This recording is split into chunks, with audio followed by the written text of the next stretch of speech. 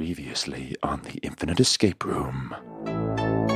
But that's out. Yeah. No. Those are my spoon fingers. Yeah, you look at yourself and you're not a monkey. It's not really a border, is it? Hold on, I'm not done. Just let me die.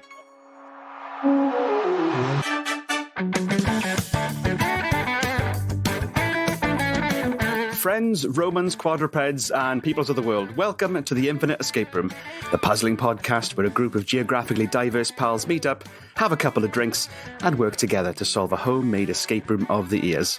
This is Jamie, your captain, speaking, and tonight I'm drinking a lovely Alska Nordic Berries from the Aldi special price aisle.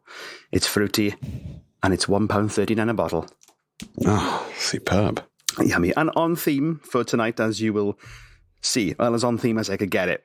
And locked in with me tonight are a duo of daring detectives. We have... Hi, I'm Chris. I'm drinking a decaf tea.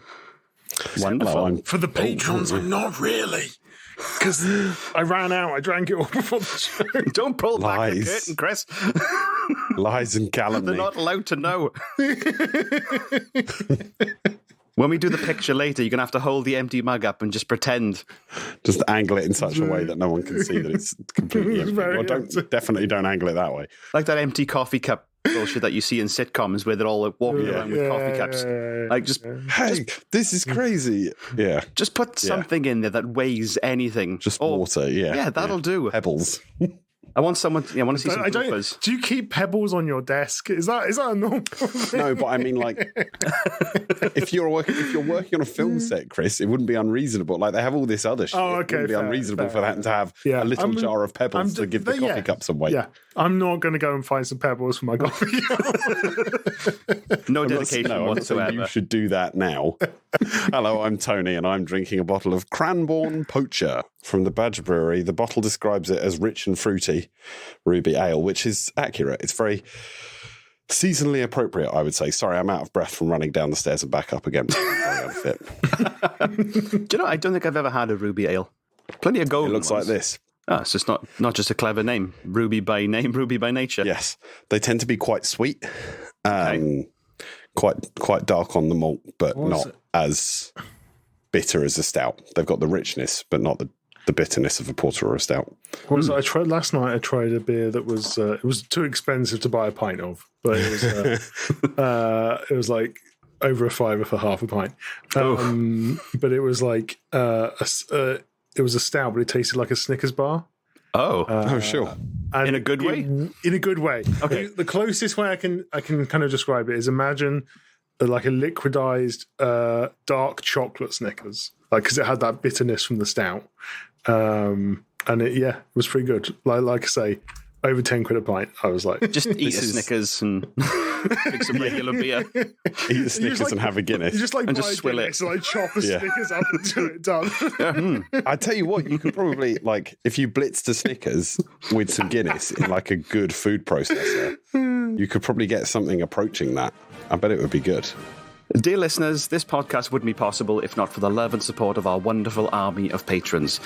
You keep the lights on and you are very dear to my heart. And I'm glad I checked my script before I said that because I put a typo in there and it said dead to my heart. Like, ooh.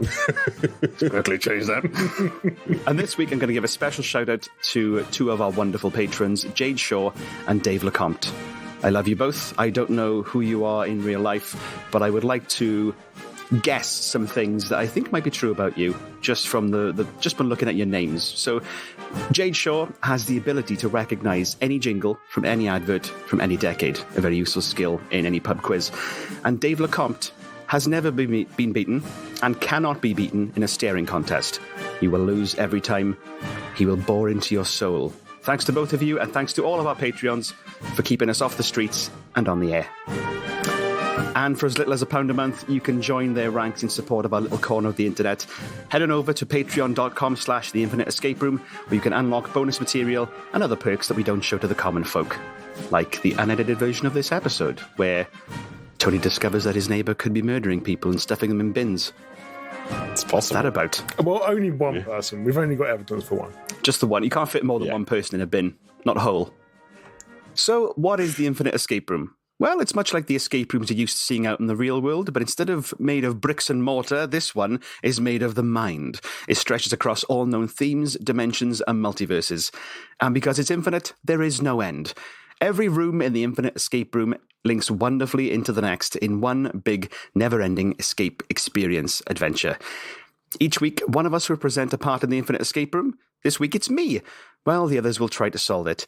If they don't escape within the allotted time, then very unpleasant things will happen to them. And if they break anything they're not supposed to, they will lose their deposit, which this week is the relative privacy of your internet browser history. Now, we know that MI5 and the FBI know everything, but your loved ones and colleagues will see every sordid little secret that you have. The stakes have never been higher. That is troubling. So, are we ready? Yeah. Absolutely. I like your confidence. Then let's enter the infinite escape room. Last time on the infinite escape room. After swiftly solving Danny's mirrored conundrum, you step through a shimmering portal and briefly find yourself suspended in midair. Suddenly, gravity flips and you're dropped into the middle of a room that's almost pitch black. As your eyes adjust to the darkness, you can make out a huge cylindrical shape in the center of the room, as well as strange shapes into the ceiling.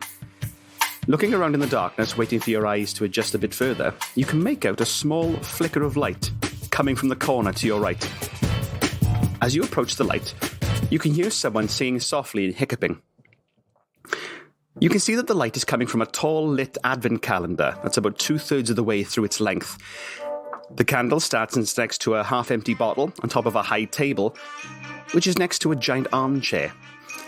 And in the flickering glow of the candle, you can see, sat in the armchair, is a small elf swaying from side to side with a half-filled mug in its hand. And the bells were ringing out for Christmas Day. And continues to hum softly while swigging and singing. What would you like to do? Can I sniff the bottle? You give the bottle a little bit of a sniff. It is very, very potent. And you look at the label, and it's got written on the label, Jingle Bells, spelled G-I-N-G-L-E. Yes, thank you. Just in case it wasn't hammered home enough. God. Yeah. That's a Ben level pun. I know. Yeah. Can we have a look at the table? Yep. You take a look at the table, and you've got this advent candle, which is, numbers 1 to 24, you assume we're on there. It's now burned down to around like the number 18. And then you've got that bottle of gin, Jingle Bells. And then next to that on the table, next to the table, is this huge plush leather armchair in a deep dark red, and a huge indentation in the seat that's perfectly shaped like a pair of ginormous ass cheeks. And then inside that, one of those indentations is the little Christmas elf. And as you approach the table, the elf looks up at you and tries to focus his eyes on you and speaks. Oh, boss. Hang on. Oh, God. Oh, hello. How did you get here? It doesn't matter. Nothing matters anymore. Once the fat man comes back and sees the workshop like this, we'll all be dead anyways. This hat doesn't stay on top of the headphones. Yeah, for the benefit of the listeners, Jamie just disappeared off screen for quite a long time to put an elf hat on, and I really appreciate that commitment to the bit. This is immersion. Yeah, there is some. Yeah. Yeah. Where are my manners? My name is Gunther. I am the head of engineering at the workshop.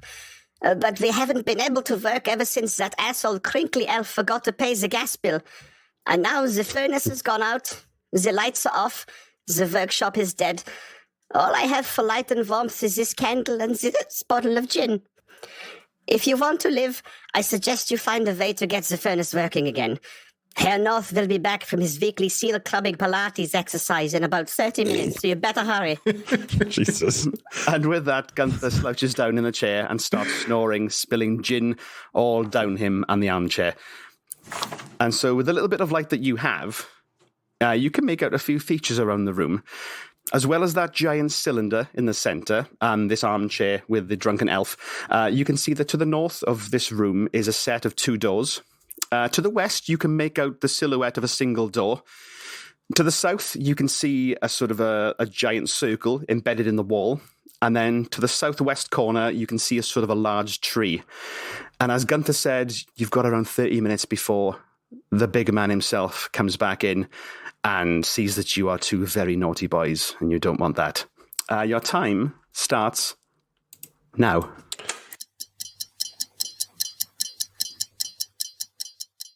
Would we fail if I whacked Tony on the head, chopped his body up, and set it on fire with a candle?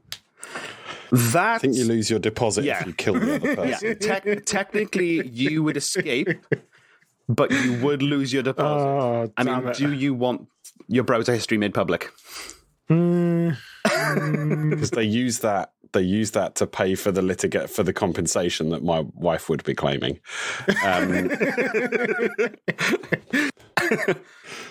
She'll blackmail you, garnished wages for the rest of your life. There's really not much in it, though. Anyone would find out. Right, okay. So the furnace, I would like to take a closer look at it. I'm particularly looking for so did you say there were pipes going up to the ceiling directions? Yes, it's got pipes snaking up into the ceiling across the rest of the workshop, sort of disappearing into the walls. There's a large front panel that you can open. And there's also a large red button with the word Ignite stamped on it. And on the button is a post-it note that reads, "No gas, need another fuel source. Fuck you, Jeremy." And also you mentioned another elf. Was it Crinkle Elf? Is that the same? Crinkly Elf is the one who forgot to pay the gas bill. Okay. Can we go to that tree? Yes. As you approach the tree, it's one of those giant Norwegian pines that stretches up floor to ceiling. It is huge. There are some very faint twinkling lights that run up and down the tree. They seem to be just powered by its own battery pack. They give off a sort of soft glow that allows you to see the rest of the tree. And it's kind of filled with old traditional trimmings, so nuts and berries, the odd bird's nest for flavour. But there are some ceramic ornaments, and all the ornaments that you see are ceramic pairs of letters. So from what you can see at the bottom of the tree, you can see the pairs AZ, BY, CX, and DW. There are more ornaments further up the tree, but you can't quite make them out because the tree is so fucking massive. Okay, cool. Can we look at the circle on the south wall, please? Yeah. As you approach the south wall, that circle is actually a giant clock that takes up most of that wall. But instead of the numbers 1 through 12, you've got a sequence of letters going around the clock. So, for example, instead of the number 12, you've got the letter J. There's only one hand on the clock, and it's currently pointing between the 11 o'clock position, where there's a letter D, and the 12 o'clock position, where there's a letter J. As you look at it, the hand does appear to be movable. Okay. And can we see the other letters on the clock? Yeah. Do you want to go clockwise or anti-clockwise? Clockwise, please. So at the 12 o'clock, you've got your J. After that, you've got F, then M, then A, M, J, J, A, S, O, N, D. S, O, N, D. Okay, cool. So that's months. Good to know. And you said the hands were pointing at the D and the J. It's sort of, yeah, there's a single hand pointing between the D and the J. Okay. Right. So that tells us that we are on the 18th of December. Good. Okay. Door on the west wall, please. Can you tell me anything about that? So this is an old wooden door to the west that seems to lead out of the room. But it does appear to be locked from the outside. You can't get it open at all. There is a little window, and through that window you can see a snowy landscape that's gripped in the middle of a blizzard. And also on that door, there is a knife stuck into the door frame with a piece of paper attached to it. What does the piece of paper read? Is there anything on there? So you take the knife out and look at the paper. It looks like it's a torn-off page of a book or a diary. And you can see that it's a recipe. It says, the title is St. Nick's 2-year hot chocolate. So the recipe for St. Nick's 2-year hot chocolate, because that's how we roll at the pole. This ancient recipe creates the perfect hot chocolate. The hands of time move slowly for this little festive treat. It's not one to be rushed. Be sure to stop and take a breather after each step. Plant cocoa beans in May. Harvest after 3 months. Leave to dry for 4 months. Combine with milk and festive spices. And stir continuously for 3 months. Simmer in pot for 5 months. Let cool for 3 months. I hope you enjoy it. I should have done that in a more Santery voice. I'm sorry. That's fine. I think that pun at the end just sounds like you read it from a Christmas cracker joke, so that was absolutely perfect. Just pure disappointment. Cool. So I assume we need to find some beans, some cocoa beans to plant somewhere, and then we can use this clock on the wall to artificially mark with time. Yeah. The double doors to the north. What's going on up there, please? So, yeah, that door to the north is a set of large double doors with 2 soot-stained windows, so you can't see through it. The doors are currently locked, but there doesn't appear to be any sort of keyhole or anything. And on one of the doors is a little access panel that reads Naughty Storage Access. And there's a little LED display with a QWERTY keyboard underneath it. So we've got to get some fuel for the furnace. And it looks like we also need to make the 2-year hot chocolate. Hot chocolate. Yeah, the core ones. Can I stick my head in a gas furnace, please? Yes, you can. But luckily, because there's no gas, it's totally safe. There is nothing else inside that furnace. It is cold and empty. What a relief. I would like to type in on the Naughty Storage Access keyboard, which is... That's what we call Chris's internet history, the naughty storage. That's what's at stake here. I mean, it's very naughty, but, you know. People can take a look. Yeah. Can I type in Jeremy? You type in Jeremy into the keyboard, press enter, and it flashes red and says incorrect. And then a second set of text comes up afterwards and says, warning, 3 incorrect attempts will result in a 5-minute cooldown. You'll be pissing me here, Jay. There is a password hint on the LED screen that you are free to use, should you wish. Should we use the password hint? Yeah, use the password hint. Yeah. You tap it, and the password hint comes up and says, who is the naughtiest boy? Oh, okay. Well, I think it's Crinkly Elf. I figured it was one of these 2 elves because Crinkly Elf is like a feckless shite who forgot to pay the gas bill. Jeremy seems to be the object of someone's ire because they wrote... Did it say, fuck you, Jeremy? It did, yes. Yeah. So I guess, should we try Crinkly Elf? Yep. Yeah. You type in Crinkly Elf, it flashes red and says incorrect, and then flashes warning, 2 attempts remaining. Oh, God. All right. Well, let's come back to that. Yeah. Let's give it a second. The notes that we've got, the one that had the knife in it on the door for the recipe, the one about Jeremy on the furnace, was there a piece of paper on the table? No. Can we just look at the backs of them? Yep, there's nothing on the back of the recipe paper or the sticky note or anything like that. And if being on this podcast for several years now has taught me anything, can we look at the bottom of the table? There's nothing under the table that seems important. Just checking.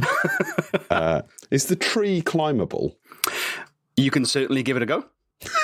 I think you're going to roll for climbing this tree, Tony. I don't know. Yeah. You get up on Chris's shoulders. It gives you a little bit of a boost. And you can make out the rest of the ceramic ornaments on the tree. Yeah. So, are they also the alphabet going in opposite directions? Yes, it is. Okay. Oh, so I wonder if it's going to be the naughtiest elf, but with the letters the wrong way round, like the letters from the opposite end of the alphabet. Yeah, this is the cipher, isn't it? Yeah. Yeah. So if we were doing, is Crinkly with a C or a K? It's with a C. Okay. So that would mean... I've got XIRMPOVB. Have I misspelled crinkly? So do we want to just try this? Just crinkly? Yeah. So you put that into the Naughty Storage access panel, and it won't let you submit it. And it comes up with a little information icon saying, this is not a name. Have we just made the mistake and we should just put crinkly in? Yeah, you're right. Let's do crinkly elf as in the cipher then. Okay. Yeah. So XIRMPOBVOU. Okay, as you type that into the access panel, again, the same information pop up. This is not a name. So it seems like Crinkly Elf is the naughtiest elf. But which note was that from again? Or so it was like the first elf, or the first note said that Crinkly Elf forgot to pay the gas bill. I wonder do you think Jeremy and Crinkly Elf are the same person? Is it Jeremy Crinkly?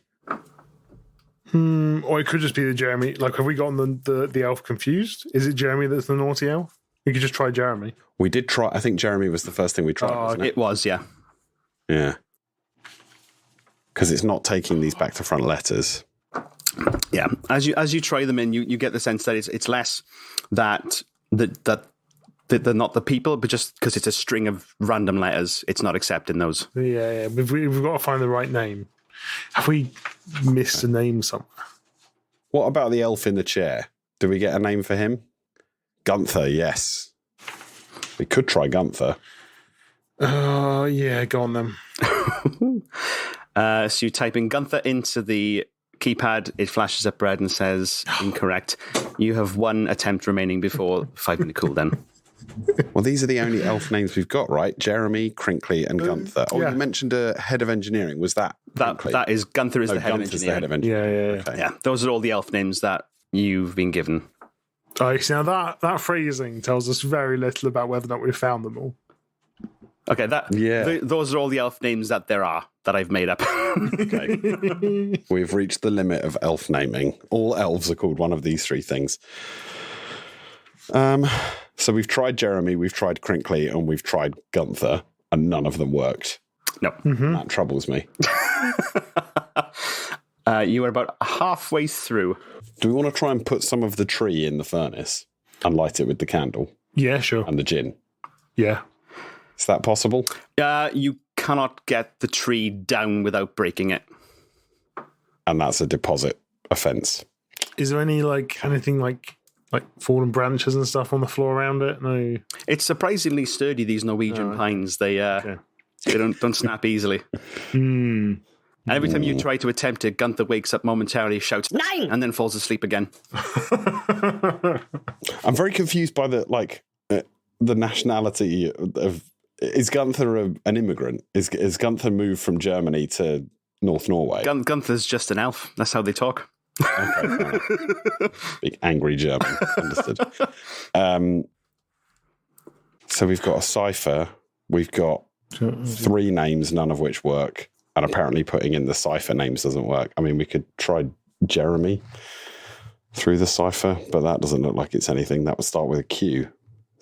So yeah, has anything?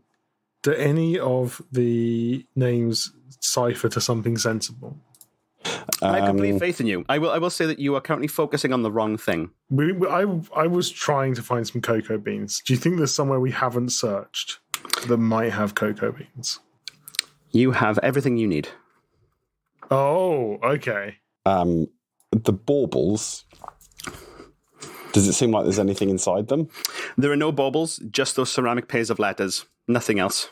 Oh, I see that. Right. Can you go over what we've got again? Just in case I've missed something. Did we have any cocoa beans or were there any cocoa plants around? No cocoa at all in this building as far as you can see. Well, why don't we advance the clock hand to May and see if anything happens? Yeah, okay, cool. Let's do that. Right, so we want to move the clock hand to the second M, please. Okay, you move it to the second M, it goes... And you can sort of hear gears behind the clock turning as you do it, or like a steampunk kind of thing. But nothing happens when we get to May. Yeah, you clicked it to the M. Nothing has happened, but okay. you can move the hand around. Can we then move the handle to August? I think is right. To August? Nothing happens. And then on to December. Yeah. Move the hand to December. 4. And then another 3 forward. So March. You move the hand to March. Again. And then August. And then August. Move to August again. November. So can we move it to November, please? Sure. Yeah. So in turn, you move the hand to MADMAN. As you land on each letter, Oh, with a little click. And after it lands on November, you hear a loud grinding of cogs and gears. The large clock face pops open and swings outward like a vault door. And as you look inside, you see a small secret room hidden behind the clock face. And above the threshold is a sign that says Judgment Room. Tony, do you want to go in first? sure. Just to be clear, those letters spelled out the word madman. Yes. MADMAN. So there's a little room that says Judgment Room. Mm-hmm. I'm happy to clamber in there and see what's in there. Cool. Sure. So it's a small side room that contains a wooden stool and a little wooden side table.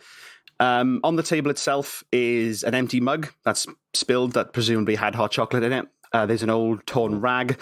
And there's also the torn page of a book that I will paste into the chat for you. And this will be in the show notes for the listeners as well.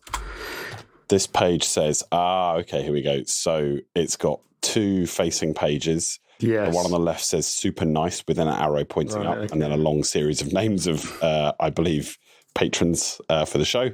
And then the list on the right says super naughty with an arrow pointing down and a bunch of what look like nonsense letters. So the bottom of these, I would assume, is the naughtiest. Oh. What?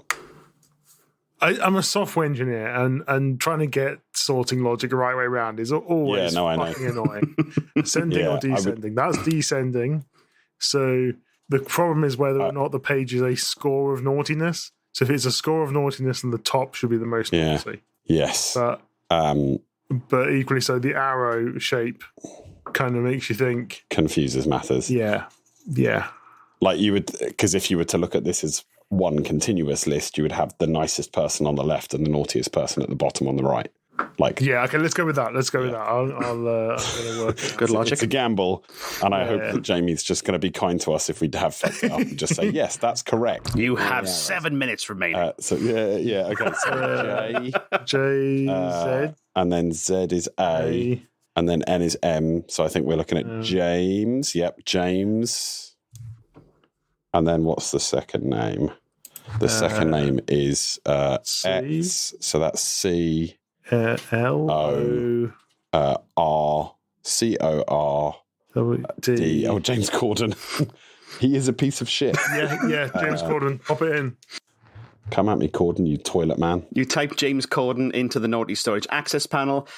It flashes green, and both doors open, and a cascade of coal comes rushing out like the elevator scene in The Shining. James Corden has been a very, very naughty boy. You now have a metric fuck ton of coal. So can we quickly grab as much coal as possible and chuck it into the furnace?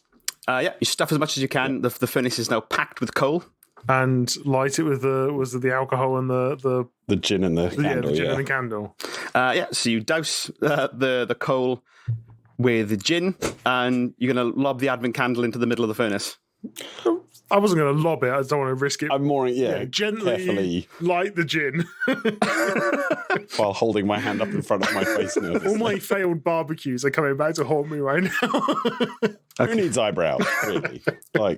So you pour the gin all over the coal, and I suppose one of you is holding the door, and then one of you get the candle ready to try and synchronize your movements to make sure you don't get your eyebrows burnt off. 3, 2, 1.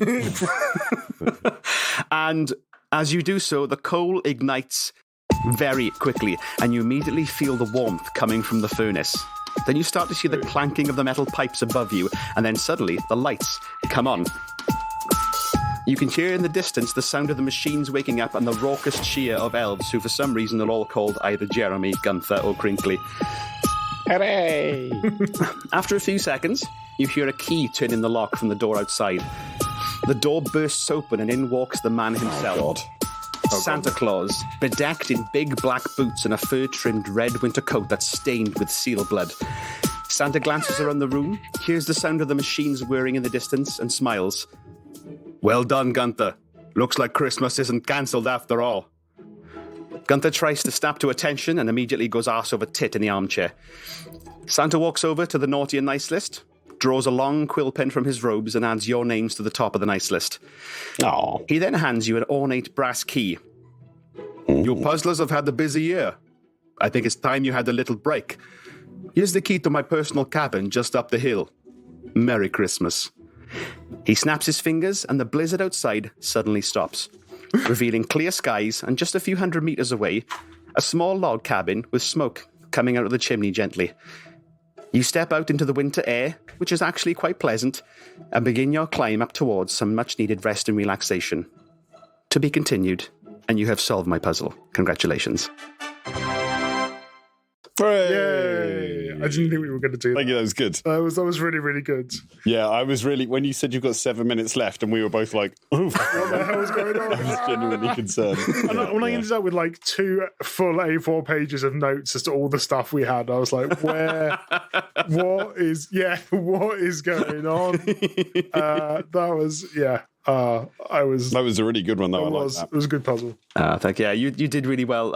I did get worried when you were so focused on getting every name of every variation into that thing. Yeah. Well, and also we were trying to find beans for a long time as well, when in fact we didn't have to make the hot chocolate. Yeah. We just had to move the clock. Yeah. I tried to Alid proof the lock, the access panel, just in case he started to go, right, let's just try every name from A to Z. Yeah. Aaron Aronson. No, right. Aaron B. Aronson. Fuck. Aaron the Aardvark. Yeah, I didn't quite know how you would light the candle. I'm glad you added the gin, because I put that in at the very end of doing the puzzle, thinking, they're going to need something to... I did leave a little rag in the side table in case you wanted to make a Molotov cocktail. That's a rag. But I think you went with the... Also a good idea. The other names that were on that naughty list, the cipher names. So the first one was Donald Trump. Then you had J.K. Rowling. Yep. Then Elon Musk. Then Jeremy Hunt. And then James Gordon. I think my ordering would be slightly different there, but yeah. Oh yeah, that's not my personal. They're all shitheads. That's not my personal order. That's Santa's ordering. Yeah, Santa's got a weird system where just being a bit of a prick is like way worse than inciting, riots and rampant transphobia. Right. Okay. I was going to say being nasty to service staff in every restaurant and airplane you've ever been on is worse than being a massive perv. That's what makes you on top of Santa's shit list. Would you like to hear the ending if you had run out of time? Yeah, absolutely. So, so the furnace isn't lit and you've run out of your 30 minutes. You hear the sound of a key being turned in the lock of the exit door. Gunther suddenly wakes up with a start and starts sobbing. Oh, Nine, he's here. We're all fucked. The door bursts open and in walks the man himself. Santa Claus bedecked in big black boots and a fur-trimmed red winter coat that's stained with blood. He glances around the dark, cold room and his gaze locks onto you before turning his attention to the elf. You never fail to disappoint me, Gunther. Not only have you failed to restore the workshop, but you bring outsiders into our realm. You just cannot get the staff. He reaches into his robes and pulls out a harpoon. Elon was right. Mass layoffs is the only way to keep the ants in line. Wow.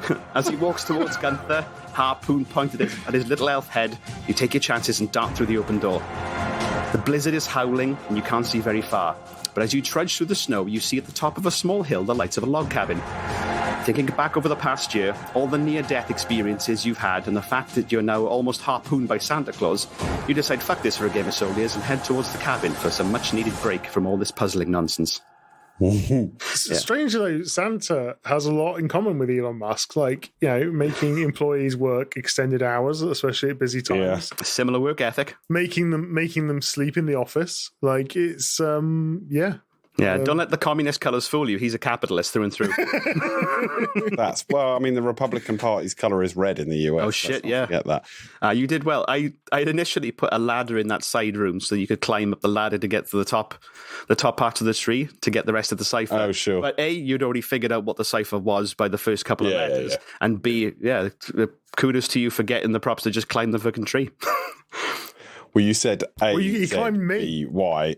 That's fair, yeah. That's true. I climbed Chris. Chris was my hairy man ladder. I suppose if you can't bring it down, regret that series of it.